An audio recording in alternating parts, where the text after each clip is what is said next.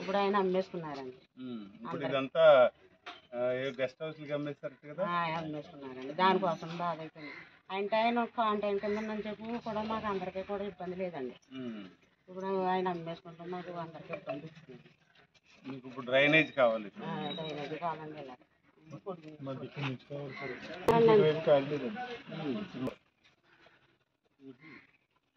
Road అయితే రెండు వైపులు ఇవ్వాలండి, ఆ పక్క పక్క కూడా ఇవ్వాలి. వస్తే ఇవన్నీ మిగిలిపోతాయండి.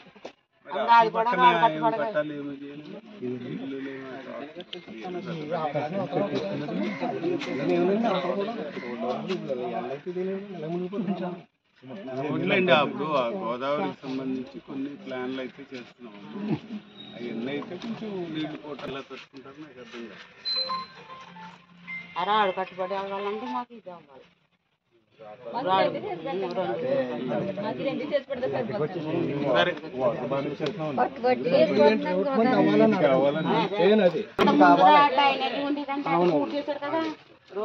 అన్నిటి కడకంట డ్రైనేజీ పూర్తి చేశారు.